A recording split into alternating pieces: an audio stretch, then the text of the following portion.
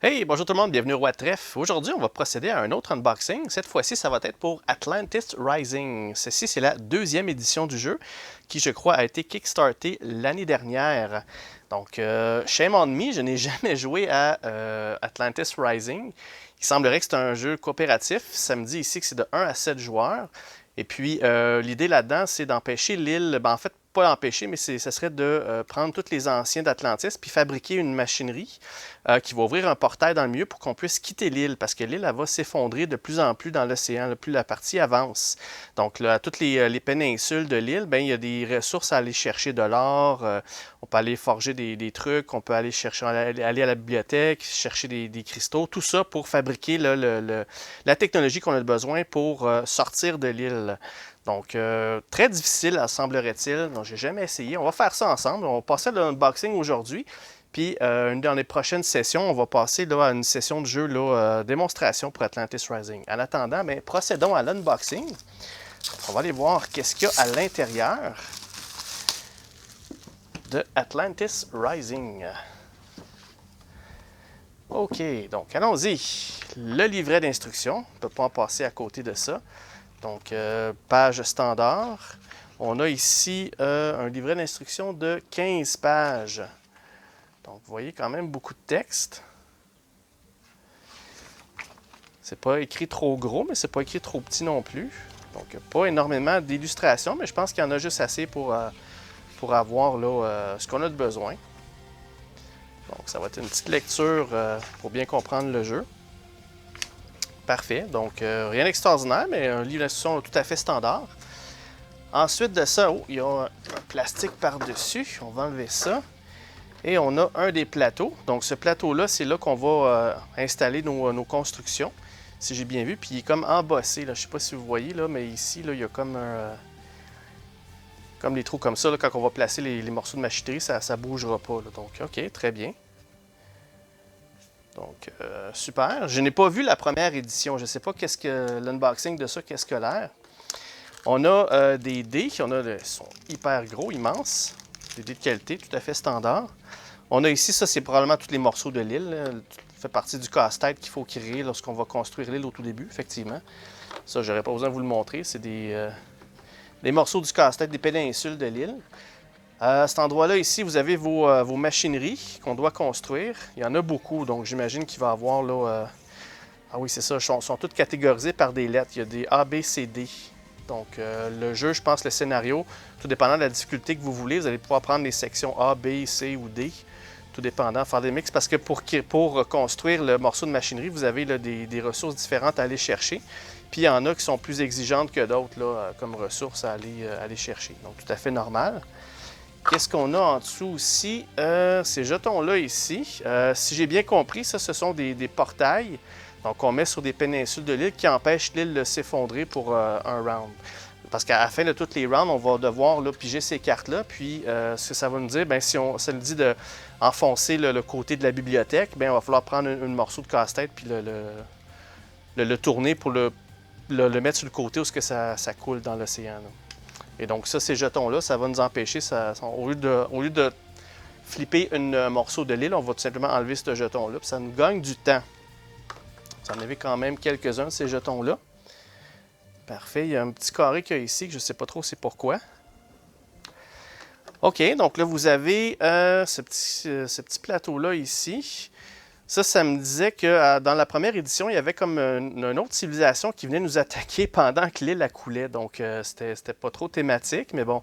Tandis que dans celui-ci, je pense que c'est là le Wrath of the Gods, donc la colère des dieux. Donc, probablement qu'à chaque tour, il va falloir flipper des morceaux de péninsule de l'île plus rapidement. Donc, ça nous donne c'est comme un genre de timer, dans le fond. On n'a pas tout le temps qu'on veut pour faire tout ça.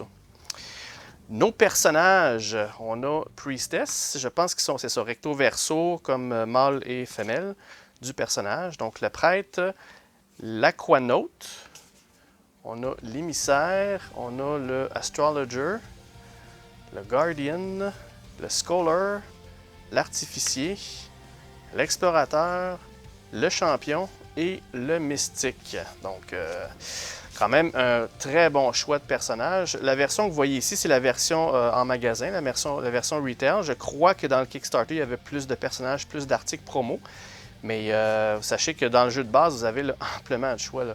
Donc on a ici, c'est un jeu qui joue jusqu'à 7. On a 3, 4, 5, 6, 7. On a 10 choix de personnages. Donc ils ont toutes des habiletés différentes. Puis ça, c'est un petit rappel sur un round, comment ça fonctionne, puis qu'est-ce qu'on peut faire avec ces ressources-là qui semblent être, je pense, c'est de l'énergie mystique. Ça, c'est une des ressources qu'on peut aller chercher pour nous aider. Parfait. Donc, ça, c'est des petits standees pour les portails. Il semblerait qu'on peut mettre ça sur des portails pour que le rond soit là, debout. Mais j'ai entendu des commentaires que mettre ça sur ces cartons-là, ça va les abîmer plus vite que supposé. Donc, je ne vous recommanderais pas de les utiliser. Mais si jamais vous voulez le faire, ben, ils sont là, puis c'est possible de le faire. OK, les ressources qu'on a, donc, semblerait que sont toutes à la même place. Le blanc que vous avez là, ce sont des cristaux.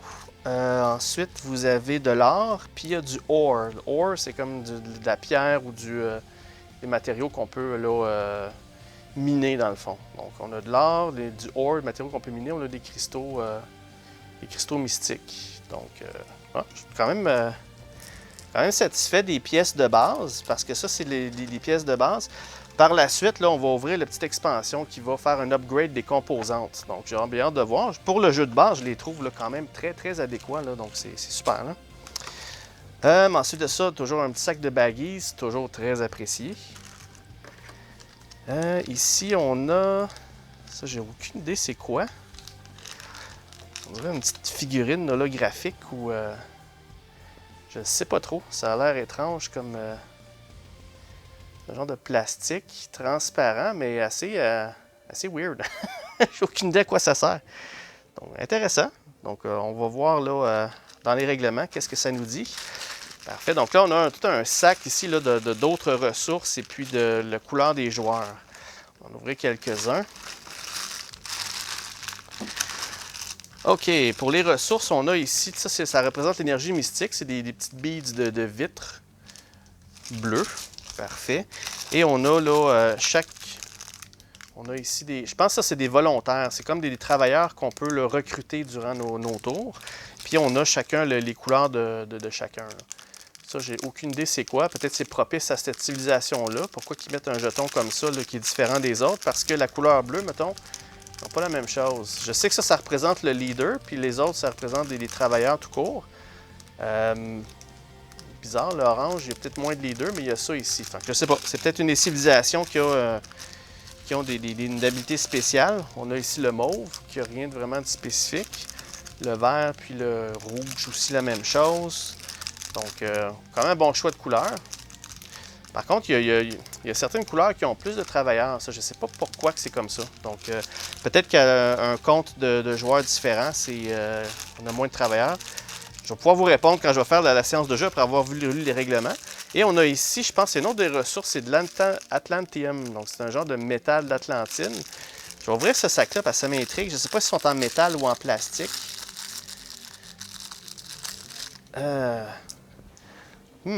Étrange de composante.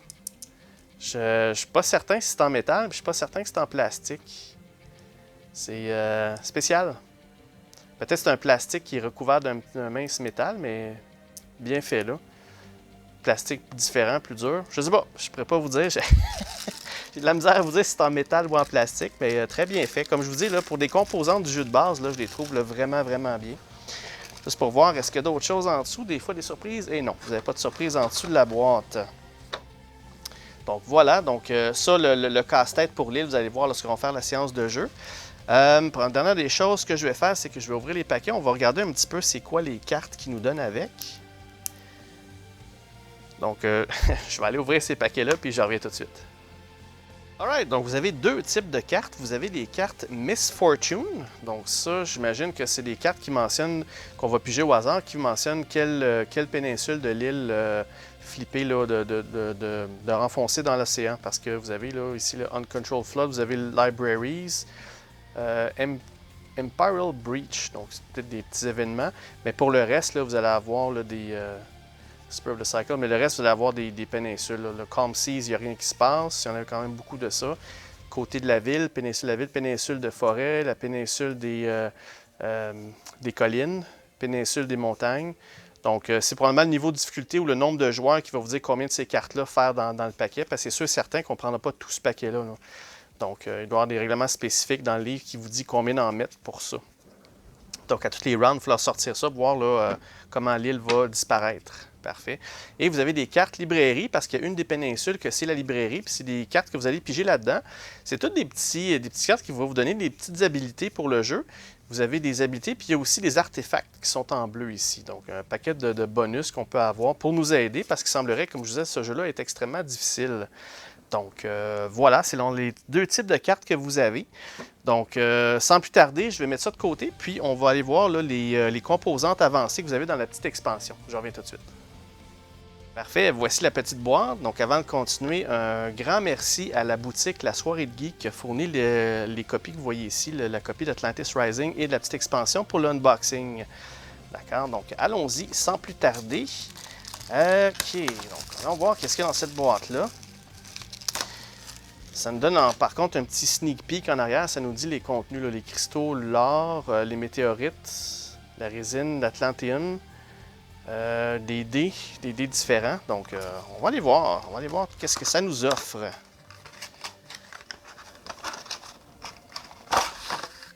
OK. Donc, un paquet de sacs. Wow! OK. Ça, c'est l'Atlantium. Donc, ça va remplacer... Là. OK. Ceux-là, je vous dirais qu'ils sont plus en métal. Là. Le sac est très pesant. Pour le contenu, là, ah ouais, c'est ça. Donc ça, c'est vraiment je peux vous confirmer que c'est du métal, ça.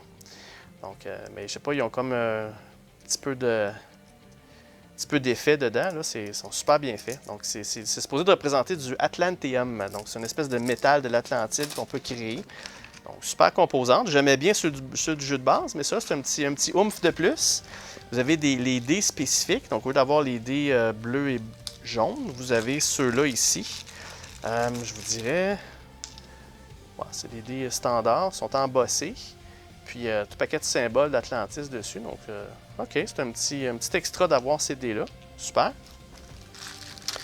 Dans ce sac-là, qu'est-ce que ça nous offre? On va commencer par ça ici. OK, donc ça, c'est fait en bois. Je pense que c'est le marqueur premier joueur, si je ne me trompe pas. Donc, je sais que les tours se passent en même temps, mais si on veut, on peut y aller à tour de rôle avec le premier joueur. Ici, on a une espèce de bateau. Ça, honnêtement, je ne sais pas à quoi il sert celui-là. Aucune idée. Et ici, ça, c'est le marqueur pour le Wrath of God, donc tout le tableau qui mentionne la colère des dieux. Mais ça, c'est le marqueur qui va dessus, là. Ça, par contre, c'est clairement un bateau, là, mais ça représente quoi puis à quoi ça sert? Aucune idée. J'ai rien vu dans le jeu de base qui mentionnait ça, donc il faudrait voir. Pour le reste, ben, vous avez des Gold Nuggets. Donc, au lieu d'avoir les cristaux là, semblables à ce qu'on a en standard en or, ils sont un petit peu plus gros, ceux-là. OK, ils sont en plastique, donc, mais ça ressemble beaucoup plus à des pépites d'or que l'autre, évidemment, c'est sûr. Là. Mais... bien fait, ça va donner un bon petit oomph au jeu. Donc, il semblerait qu'on peut les mettre debout facile. Il y a un côté plat. Donc, super. Ensuite, vous avez les cristaux. Ils sont un petit peu plus gros. Donc, ils ont comme un petit fini transparent. Donc, ouais, c'est bien. Ça fait penser un petit peu à l'image de ça. Ça ressemble un peu aux cristaux dans Mage Knight. Je parle au niveau de l'image, là. Mais c'est bien, c'est en plastique aussi, mais ils sont beaucoup plus gros. Donc, encore une fois, là, ça va donner un petit peu de oomph à votre jeu. Et tout dernièrement, vous avez les ores. Donc ça, honnêtement, ça ressemble pas mal à ceux du jeu de base.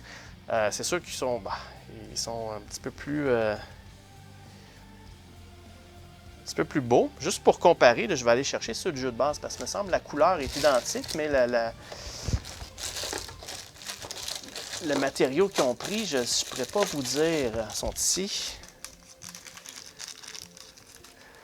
Parfait. Donc, vous voyez la différence entre le jeu de base et le jeu des composantes de luxe. Pour ça, ici, je serais très satisfait de celui du jeu de base. Mais de luxe, c'est un petit oomph de plus, mais j'aurais pas de misère. Là. Je les trouve très beaux, ceux-là, quand même, aussi. Même chose pour l'or. Vous avez des petits cristaux d'or. Je vais juste vous montrer là, la différence. Donc voilà, vous avez là les matériaux puis la contrepartie des composantes de luxe. Donc les cristaux, vous voyez que les cristaux, c'est comme les petits cristaux d'acrylique que j'ai d'habitude, mais ça ressemble à ça. Là. Ça pour toutes les trois, sauf qu'ils ont une couleur différente. Sinon, ben, l'autre, vous avez les composantes de luxe, ben, ça ressemble vraiment plus à une roche qu'un cristaux d'acrylique. Ça ressemble plus à de la vraie or que ce cristaux-là. Puis même chose, là, ce sont vraiment on voit vraiment que c'est des cristaux versus là, le petit chipette qu'il y a là ici. Là. Donc, c'est sûr que pour le jeu de base, je trouve qu'ils sont vraiment efforcés de donner des bonnes choses. Mais les composantes de luxe sont bien aussi. Mais regardez, là, ça par contre, je le trouve vraiment spécial. Ça, je trippe un peu là-dessus.